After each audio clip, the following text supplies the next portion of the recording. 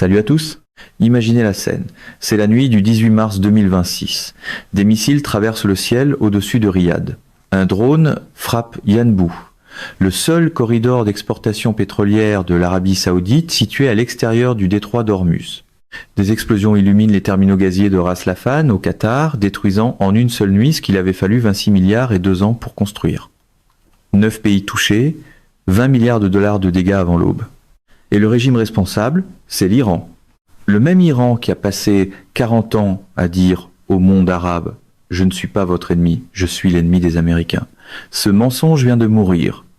Et avec lui, quelque chose de beaucoup plus lourd de conséquences est né. Une coalition militaire que l'OTAN a refusé de bâtir. Une alliance stratégique que le Japon a déclinée et que l'Europe a évitée. Construite non pas par la diplomatie, non pas par des années de négociations, mais par une seule erreur de calcul catastrophique à Téhéran.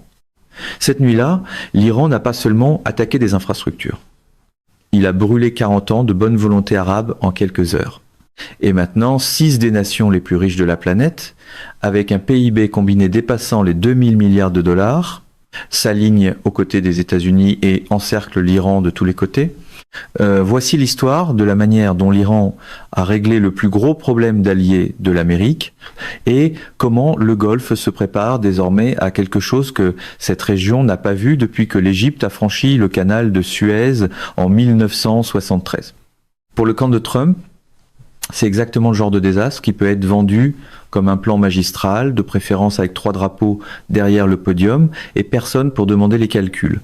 Le début de cette histoire n'est pas le 18 mars, il remonte à 40 ans plus tôt. Pendant 4 décennies, l'Iran a mené dans le Golfe une stratégie qui était tout simplement magistrale. Il ne s'agissait jamais de confrontation directe, il s'agissait de pression par procuration, le Hezbollah au Liban, les Houthis au Yémen, les milices en Irak, un levier indirect, toujours avec une possibilité de déni plausible. Et dans le Golfe lui-même, l'Iran avait maintenu un réseau prudent de canaux économiques et diplomatiques. Le Qatar accueillait des pourparlers nucléaires entre Téhéran et l'Occident. Oman préparait la table des négociations pour un dialogue de coulisses. Les Émirats arabes unis étaient un corridor commercial essentiel, avec des institutions iraniennes opérant ouvertement à Dubaï depuis un demi-siècle. En 2023, l'Arabie Saoudite a tendu la main à Téhéran, rétablissant les relations diplomatiques dans un accord négocié par la Chine. Un rameau d'olivier, un vrai. L'Iran a mordu cette main. Selon l'Atlantic Council, l'Iran a visé les 6 pays du Conseil de coopération du Golfe, le CCG, dans les premiers jours du conflit. Bahreïn, le Koweït, Oman, le Qatar, l'Arabie Saoudite et les Émirats arabes unis. Tous. Pas seulement des bases américaines, mais des aéroports civils, des hôtels touristiques, des infrastructures pétrolières et gazières, des usines de dessalement, la source d'eau potable pour 99% des populations du Koweït et du Qatar. C'était pas une frappe chirurgicale. C'était une réponse de terre brûlée à une guerre que l'Iran affirme n'avoir jamais voulu. Mais voici l'ironie dévastatrice. Les États du Golfe n'avaient pas rejoint la campagne américano-israélienne. Ils avaient refusé de la faciliter, ils s'en étaient publiquement distanciés et l'Iran les a frappés quand même. L'Atlantic Council, dans une analyse publiée au début de mars 2026, a saisi précisément l'ambiance. Les défenses aériennes du Golfe ont été largement efficaces contre les missiles iraniens, mais les drones iraniens se sont révélés plus difficiles à repousser. Les victimes et les dommages causés aux grands aéroports et aux destinations touristiques emblématiques auront des conséquences durables sur la réputation de la région comme pôle mondial des affaires. Et cette réputation était tout. La vision 2030 de l'Arabie Saoudite, l'ambition des Émirats arabes unis de devenir la grande économie connectrice du monde. Le positionnement du Qatar comme médiateur le plus indispensable au monde. C'était pas seulement des projets économiques, c'était des identités nationales. L'Iran n'a pas seulement tiré des missiles sur des infrastructures énergétiques, il a tiré sur l'avenir que ces nations construisaient. Et maintenant, elles veulent des réponses. Malheureusement, pour toute usine à éléments de langage pro-Trump, tout va bien, devient plus difficile à imprimer quand la ligne d'horizon elle-même apporte la réfutation. L'Arabie Saoudite est le point de départ, parce que ce que l'Arabie Saoudite a construit, et ce qu'elle est maintenant prête à utiliser, ne ressemble à rien de ce que nous avons vu de la part d'une armée arabe depuis une génération. L'Arabie Saoudite a dépensé plus de 600 milliards de dollars en matériel militaire occidental au cours des 2 dernières décennies, des F-15SA Strike Eagle, des Eurofighter Typhoon, des avions d'attaque Tornado. Ces avions ont la portée nécessaire pour frapper des installations pétrolières le long de la côte occidentale de l'Iran. Des infrastructures sur l'île de Karg, l'aéroport de Boucher, des cibles militaires à Ispahan et Chiraz, les saoudiens ne se reposent pas. Une flotte de 232 F-15Z et de 72 Typhoon effectue en continu des sorties d'alerte. Des avions de veille avancés étroits Sentry AWACS tournent sans atterrir, détectant les signaux de lancement iraniens en quelques secondes. Des ravitailleurs A330 sont prêts à étendre la portée de frappe en profondeur dans le territoire iranien. Au sol, 1500 chars et 7000 véhicules blindés ont été déployés dans les provinces orientales. 15 000 soldats pakistanais et des F-16 pakistanais Bloc 52 se trouvent désormais sur le sol saoudien. Et voici le détail qui devrait réellement faire réfléchir Téhéran. Les forces de missiles stratégiques saoudiennes comprennent des missiles balistiques, DF-3A et DF-20 et un surlanceur mobile, capable de frapper n'importe quel point en Iran. Ce n'est pas une posture défensive. Ce sont des moyens offensifs en état d'alerte élevé. Le ministre saoudien des Affaires étrangères, le prince Faisal, s'est ensuite tenu devant 12 nations et a livré une déclaration qui a résonné dans tout le monde diplomatique. Nous nous réservons le droit d'une intervention militaire. Lorsqu'on l'a pressé sur le calendrier, sa réponse a été brutale. Combien de jours leur reste-t-il ? Je ne vais pas le télégraphier. Cette phrase, selon plusieurs analystes du Golfe, est la menace offensive la plus explicite formulée par un responsable saoudien depuis la guerre du Golfe de 1991. C'est le genre de phrase que Donald Trump pourrait qualifier de très forte, très belle, juste avant de n'expliquer absolument rien sur ce qui vient ensuite. Le Qatar est petit, mais il ne faut pas le sous-estimer. Dans la première semaine du conflit, le Qatar a remporté sa toute première victoire aérienne au combat. Des F-15QA ont intercepté 2 Su-24 iraniens seulement 2 minutes avant leur entrée dans l'espace aérien qatari, près de Ras Laffan. La marine qatari, opérant aux côtés du quartier général du CENTCOM à Al-Udeid, a utilisé le système de défense antimissile Aster-30 pour intercepter plus de 60 missiles balistiques. Des Typhoons de la Royal Air Force, du personnel canadien et des plateformes américaines travaillent maintenant côte à côte dans ce qui est effectivement devenu un centre multinational d'opérations de guerre sur le territoire qatari.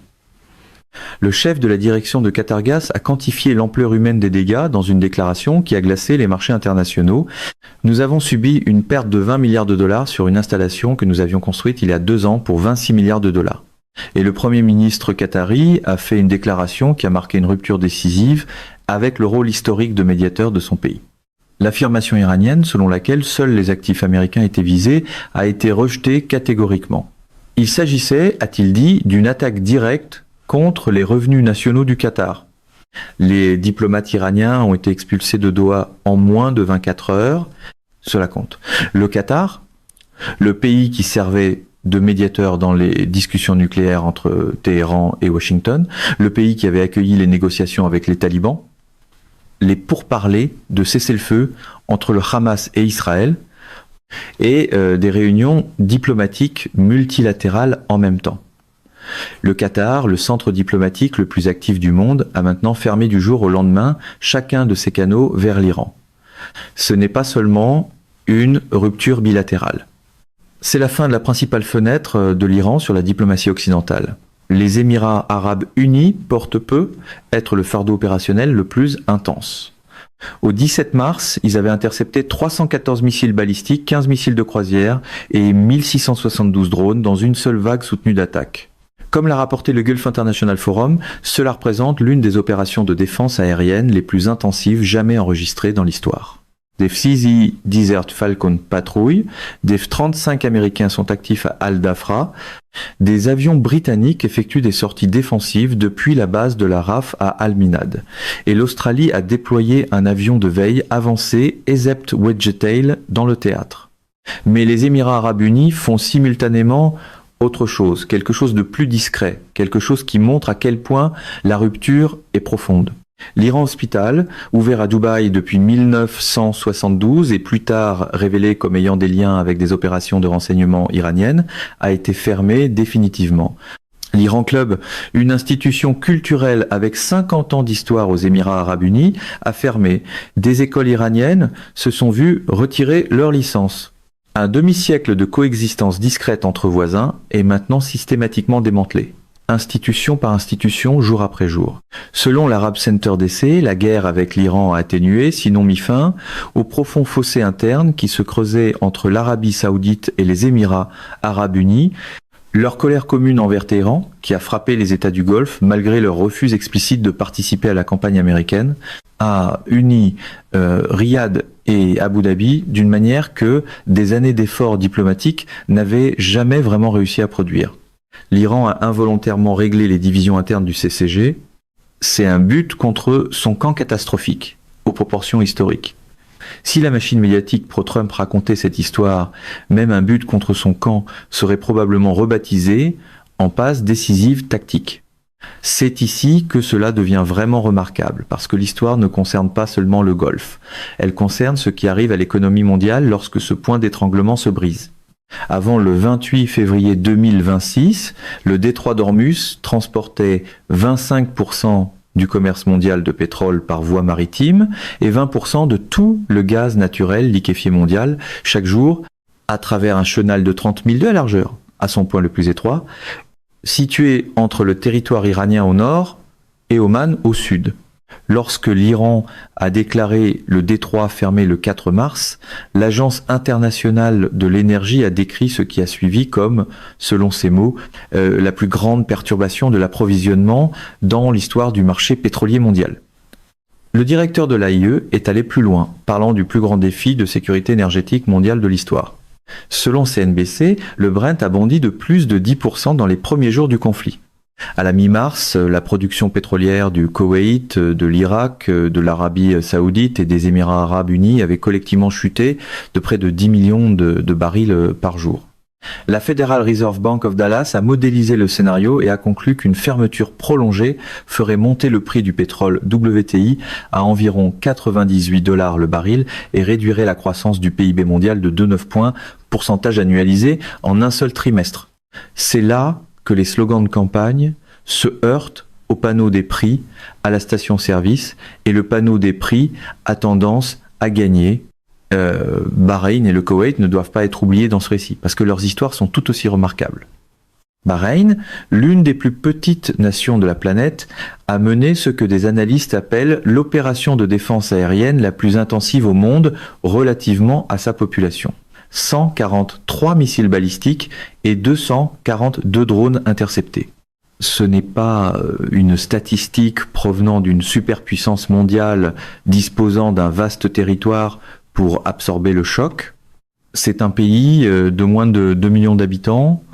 Sa base navale à Jufer a été sous le feu dès le premier jour. Des débris ont frappé des immeubles résidentiels et des hôtels. Les aéroports ont fait retentir des sirènes jour et nuit. Et pourtant, Bahreïn n'a pas flanché. Le pays a mené des efforts aux Nations Unies en coparragnant une résolution du Conseil de sécurité appuyée par 135 pays exigeant que l'Iran cesse ses frappes contre le Golfe.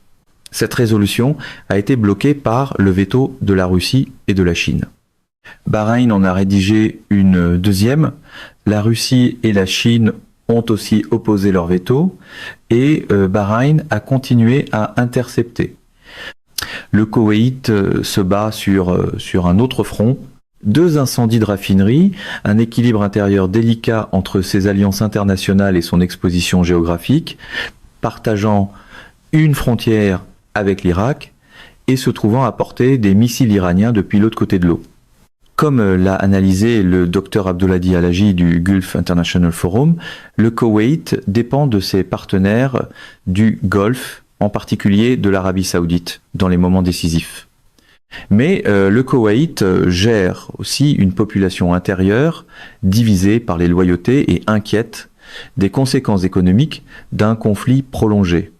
C'est une guerre menée non seulement par des armées, mais par des sociétés civiles entières qui en absorbent le coût. C'est pas une abstraction. Le prix de l'essence aux États-Unis a franchi les 4 $ le gallon à la fin de mars. Le carburant d'aviation en Amérique du Nord a bondi de 95%. Les prix de référence du gaz en Europe ont presque doublé. La Banque centrale européenne a suspendu les baisses de taux d'intérêt prévues et relevé ses prévisions d'inflation. L'OCDE a prévu que l'inflation américaine atteindrait 2% en 2026. La prévision de croissance annuelle de l'Allemagne a été réduite. Le groupe de réflexion britannique, le Food Policy Institute, a mis en garde contre des hausses durables des prix alimentaires à mesure que le commerce des engrais par Hormuz s'effondrait. Plus de 30% de l'urée mondiale, essentielle à la production alimentaire, passe par ce détroit. Le Qatar, qui produit près d'un tiers de l'hélium mondial, essentiel aux semi-conducteurs et à l'imagerie médicale, a été mis hors ligne. La SINUCED, l'Agence des Nations Unies pour le commerce, a décrit des effets en cascade atteignant les systèmes alimentaires et de développement des économies les plus vulnérables du monde. Les Philippines ont déclaré l'état d'urgence. Le Bangladesh a fermé ses universités plus tôt que prévu. Le Pakistan, le Vietnam et le Nigeria ont fait face simultanément à de graves pénuries de carburant et 150 pétroliers sont restés bloqués dans le détroit, sans aller nulle part. Ce n'est pas simplement une guerre régionale. Comme l'a déclaré sans détour le PDG d'ADNOC, la compagnie pétrolière nationale d'Abu Dhabi, c'est une guerre économique mondiale et l'Iran la mène seul. C'est un peu plus difficile à faire entrer sur une casquette rouge, mais c'est beaucoup plus près du bilan comptable. Cet isolement est stupéfiant. La Russie se présente comme l'ami loyal de l'Iran, mais au moment de cette analyse, Moscou n'a offert aucun transfert de défense aérienne, aucune assistance militaire et n'a fait aucune tentative d'utiliser son veto au Conseil de sécurité des Nations Unies au nom de l'Iran. Selon les informations rapportées par l'Arab Center d'ici, la position de la Russie comme allié supposé a été largement exposée comme performative. La Chine est le plus grand acheteur de pétrole iranien, absorbant plus de 80% de ses exportations. Pékin est matériellement exposé à la crise d'Ormuz et très vulnérable aux perturbations pétrolières dans le détroit, mais la Chine est aussi le plus important protecteur potentiel de l'Iran. Et pourtant, Pékin est resté silencieux. Le calcul n'est pas difficile à comprendre. Le volume des échanges commerciaux de la Chine avec les États du Golfe dépasse de très loin ce qu'elle reçoit de l'Iran. Pékin ne veut pas risquer sa relation commerciale de 1000 milliards de dollars avec Riyad et les Émirats arabes unis pour défendre un régime qui perd de plus en plus sur tous les fronts. Le voisin oriental de l'Iran, le Pakistan, n'est pas seulement resté silencieux, il a déployé 15 000 soldats sur le sol saoudien. La Turquie a participé à la réunion de consultation du CCG à Riyad. L'Égypte, la Jordanie et la Syrie sont à la même table. Même Oman, le dernier État du Golfe, traditionnellement neutre, a été pris sous le feu iranien. L'étau se resserre. Une conférence de presse peut appeler cela de la force totale, autant qu'elle le veut. La géographie garde cette mauvaise habitude de dessiner la carte à l'encre. L'Arabie Saoudite a maintenant 3 chemins devant elle, parce que les 3 sont activement planifiés et que le choix entre eux pourrait définir la forme du Moyen-Orient pour une génération. Le premier chemin est la riposte directe, une frappe aérienne de précision contre les infrastructures pétrolières iraniennes. La logique, comme l'a dit une source saoudienne à l'AFP, est sans ambiguïté. Si l'Iran lance une attaque organisée contre Aramco, l'Arabie Saoudite frappera les installations pétrolières iraniennes en retour. DF, un 5SA et des Typhoons pourraient viser le terminal pétrolier de l'île de Karg, qui traite environ 90% des exportations pétrolières iraniennes, la raffinerie d'Abadan et les portes de Bandar Abbas. Cela renverse entièrement la stratégie de chantage de l'Iran. Le message devient « Je peux te faire ce que tu essaies de me faire » et voici l'avantage stratégique essentiel. Le réseau de défense aérienne iranien a été gravement dégradé par les frappes américaines et israéliennes. Les avions saoudiens feraient face à un bouclier fondamentalement plus faible que celui qu'ils auraient rencontré même 6 mois plus tôt. Le deuxième chemin, et peut être le plus lourd de conséquences, est une opération de coalition du Golfe coordonnée avec les États-Unis. L'OTAN a refusé. Le Japon a décliné. Le Royaume-Uni et la France ne se sont pas joints. Les États-Unis menaient cette guerre largement seuls. Mais si les États du Golfe se joignent à eux, l'équation stratégique change complètement.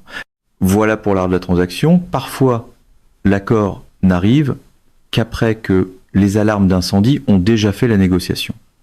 Des F-15 saoudiens, des F-6 et des Mirage, 2000 des Émirats arabes unis, des F-ADX-8 koweïtiens, les chasseurs Eagle avancés et les Rafales du Qatar, toute la flotte aérienne collective du Golfe, ajoutée aux 3 groupes aéronavals américains déjà présents dans le théâtre, le renseignement américain fusionné avec les capacités de ciblage du Golfe et la connaissance locale, cette combinaison frapperait les défenses côtières iraniennes, les infrastructures portuaires et les dépôts de missiles à une échelle et à un rythme qu'aucun acteur seul ne pourrait atteindre.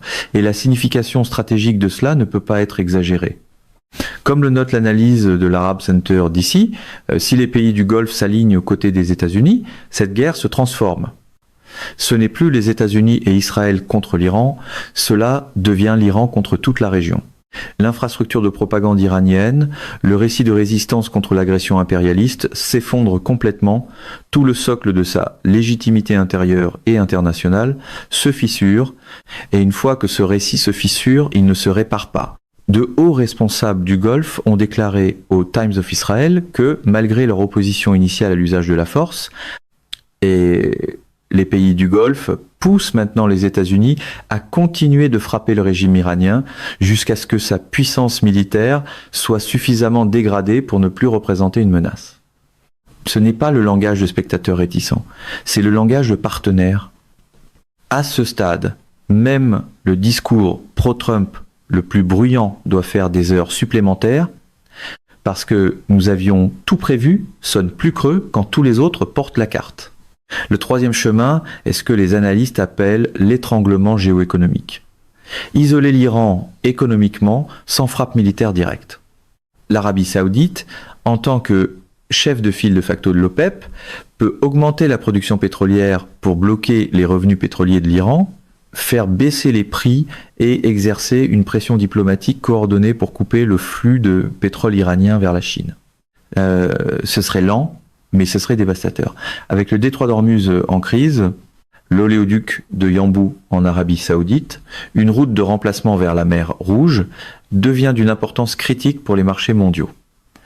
Si l'Iran frappe aussi Yanbu, et il existe des préparatifs actifs indiquant précisément cette inquiétude, la patience de l'Arabie saoudite sera totalement épuisée.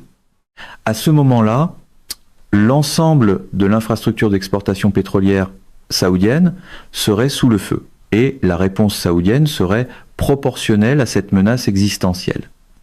Et comme le souligne l'analyse du Carnegie Endowment publiée en avril 2026, les attaques de l'Iran contre le Golfe ont aussi validé chaque investissement que l'Arabie saoudite et les Émirats arabes unis ont jamais fait dans des routes de contournement par oléoduc autour du détroit. Le blocus du détroit d'Ormuz a prouvé définitivement que l'oléoduc Est-Ouest et l'oléoduc de Brut d'Abu Dhabi ne sont pas des infrastructures facultatives, ce sont des actifs existentiels. Les infrastructures ont cette façon d'être ennuyeuses jusqu'au moment exact où elles deviennent la seule chose entre la stratégie et la panique. Au niveau stratégique, l'ampleur de ce qui s'est produit est claire. Pendant 40 ans, la position de l'Iran dans le Golfe reposait sur une fiction élégante. Je ne suis pas votre ennemi. Je suis l'ennemi de l'Amérique. Et par les procurations, par le dialogue, par le commerce discret et les menaces discrètes, l'Iran a maintenu une influence dans la région sans jamais affronter directement ses voisins. Des milices par procuration en Irak, les Houthis au Yémen, le Hezbollah au Liban, jamais l'Iran directement, toujours une couche de déni, Dans la nuit du 18 mars 2026, l'Iran a entièrement abandonné cette stratégie. Il a frappé l'installation de gaz naturel liquéfié du Qatar. Il a menacé les infrastructures gazières des Émirats arabes unis. Il a lancé des missiles au-dessus de Riyad. Il a frappé Yanbu. Et ce faisant, il a transformé chaque médiateur potentiel en ennemi. Chaque canal de dialogue s'est fermé. Tout le Golfe a basculé résolument dans le camp américain. Comme l'a écrit un analyste principal en politique étrangère pour le Council on Foreign Relations, les États du Golfe ont compris les capacités et les intentions de l'Iran bien mieux au cours de ces premières 48 heures que Trump ne l'avait anticipé. Le président lui-même a admis sur CNN que l'implication du Golfe avait été la plus grande surprise du conflit, affirmant que ces nations allaient être très peu impliquées et que maintenant elles insistent pour l'être. L'Iran a construit la coalition que l'Amérique n'avait pas réussi à créer avec ses propres armes tirées sur ses propres ponts. Il y a une dimension de plus dans cette histoire qui exige notre attention parce que ce conflit a révélé quelque chose sur l'avenir de la guerre elle-même, pas seulement sur le Moyen-Orient. Comme l'a rapporté une analyse de politique étrangère d'avril 2026, le 1er mars, des drones iraniens ont frappé 2 centres de données d'Amazon Web Services aux Émirats arabes unis. Et un 3e a été endommagé à Bahreïn. Voilà la partie inconfortable pour la communication de l'univers pro-Trump. La réalité n'a pas attendu que l'équipe de branding approuve le slogan.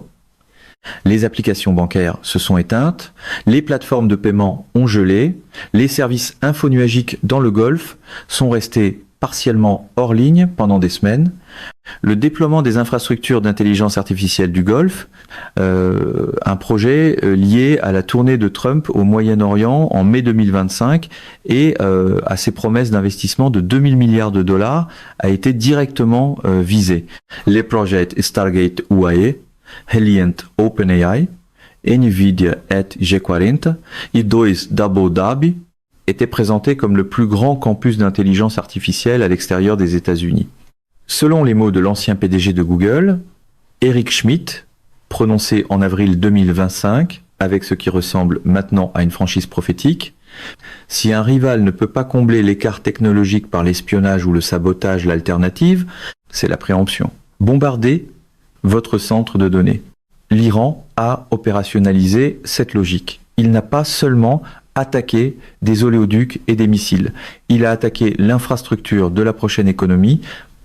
Cela change le calcul de la dissuasion moderne d'une manière que les stratèges commencent à peine à traiter. Le Carnegie Endowment for International Peace, dans une analyse en 3 scénarios publiés en avril 2026, expose les directions possibles pour le Golfe. La voie la plus constructive implique un système intégré de défense aérienne du CCG, des acquisitions de défense coordonnées, des fonds de financement communs pour la fabrication locale des intercepteurs de missiles qui ont été si désespérément en pénurie, le projet ferroviaire du CCG reliant Oman, l'Arabie saoudite et les Émirats arabes unis au reste du Golfe pour réduire la dépendance alimentaire et les importations liées au détroit et une utilisation stratégique des atouts distincts de chaque État membre. L'avance technologique militaire des Émirats arabes unis, la portée diplomatique qui reste à Oman, les relations de renseignement du Qatar, ce ne sont pas des priorités concurrentes. Assemblée correctement, elles constituent une architecture de sécurité régionale qui ne dépend pas entièrement des garanties américaines. Mais le Middle East Council on Global Affairs prévient qu'un front unifié du CCG contre l'Iran n'est pas garanti. Les divergences structurelles entre les États membres, différentes perceptions de la menace, différentes expositions économiques, différents calculs politiques intérieurs, ne disparaîtront pas simplement parce que Téhéran a commis une énorme erreur stratégique. L'Arabie saoudite voit une occasion générationnelle de dégrader un rival régional. Les Émirats arabes unis voient à la fois une menace sécuritaire et un intérêt économique continu dans la stabilité. Oman s'est historiquement engagé en faveur du dialogue et n'abandonnera pas cette posture du jour au lendemain. Le Qatar jouera les médiateurs lorsque la médiation redeviendra possible. Ce ne sont pas des contradictions, c'est la diversité naturelle d'un bloc qui n'a jamais fonctionné comme un acteur unique et ne le fera jamais pleinement. Ce qui est différent maintenant, c'est la profondeur du griffe partagée et l'ampleur de l'arsenal désormais pointée dans une seule direction. Une phrase enfouie dans la propre analyse stratégique de la Maison des Saouds le dit avec une précision brutale. L'armée que l'Arabie saoudite a construite pour une guerre qu'elle ne voulait pas est la force militaire arabe la plus capable assemblée depuis que l'Égypte a franchi le canal de Suez en 1973. Ils l'ont construite, ils l'ont équipée, ils l'ont entraînée. Pendant des décennies, elle est restée en réserve le moyen de dissuasion qui n'était jamais censé être utilisé. Dans la nuit du 18 mars, l'Iran a rendu cet arsenal pertinent. Pour une fois, le micro le plus bruyant n'est pas l'arme la plus importante dans la pièce, ce qui risque de décevoir quelques substituts de campagne. Le bilan final est stupéfiant. L'opération iranienne, quelle que soit la logique stratégique qui l'a guidée, a causé 20 milliards de dollars de dommages physiques aux infrastructures du Golfe en une seule nuit. En retour, l'Iran a perdu 40 ans de capital diplomatique arabe accumulé par des relations patientes, avec des forces par procuration, un commerce discret et un positionnement prudent. Il a fermé simultanément les portes diplomatiques de 6 nations. Il a transformé un arsenal saoudien de 600 milliards de dollars, jusque-là dissuasif et défensif, en arme offensive potentielle pointée directement vers Téhéran. Il a déclenché la plus grande crise énergétique mondiale de l'histoire enregistrée, affectant les prix des aliments, les coûts du carburant et les trajectoires de croissance économique sur tous les continents. Il a permis le blocus du détroit d'Ormuz, que l'Agence internationale de l'énergie a qualifié de sans précédent dans l'histoire des marchés pétroliers. Il a poussé les États du Golfe à faire activement pression sur Washington pour poursuivre les opérations militaires jusqu'à ce que les capacités de l'Iran soient dégradées de façon permanente. Il a détruit la relation avec le Qatar qui donnait à l'Iran accès aux canaux diplomatiques occidentaux. Il a poussé le Pakistan, son voisin, à l'est, du côté de l'Arabie saoudite. Et plus important encore, il a construit de ses propres mains la coalition américano-golfienne que l'OTAN a refusée, que le Japon a déclinée et que l'Europe a évitée. La coalition qui l'encercle maintenant de tous les côtés. Les derniers mots du prince Faisal méritent de résonner ici. Nous n'avons pas peur. Le coût du désespoir mal calculé, est toujours plus grand que le calcul qu'il a produit. L'Iran croyait que sa stratégie du fou forcerait un cessez-le-feu. C'est l'inverse qui s'est produit. Le tableau des scores est brutalement simple, même si un monologue télévisé essaye de renommer chaque perte en levier. Le Golfe n'a pas reculé, il s'est mobilisé. Ce qui vient ensuite dépend de celui des 3 chemins saoudiens qui sera choisi.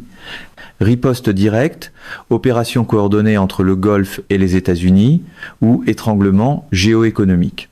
Ils ne s'excluent pas mutuellement. Ils peuvent tous se produire en séquence. L'équilibre des pouvoirs au Moyen-Orient, pour la prochaine génération, sera décidé dans les semaines à venir. Une chose n'est plus en question. La force militaire la plus coûteuse du monde arabe, équipée des armes occidentales les plus avancées, soutenue par les économies les plus riches du Golfe, avec un appui logistique et de renseignement américain complet, et avec 1600 ans de griffes comprimées en une seule nuit, est maintenant concentrée sur une seule cible. Et le rappel du prince Faisal à toutes les parties reste sur la table. Combien de jours leur reste-t-il? Il ne le télégraphiera pas. Mesdames et messieurs, notre émission d'aujourd'hui s'arrête ici. Nous vous invitons à partager votre avis personnel dans la section des commentaires ci-dessous. Pouvoir, vérité vous salue et vous donne rendez-vous très bientôt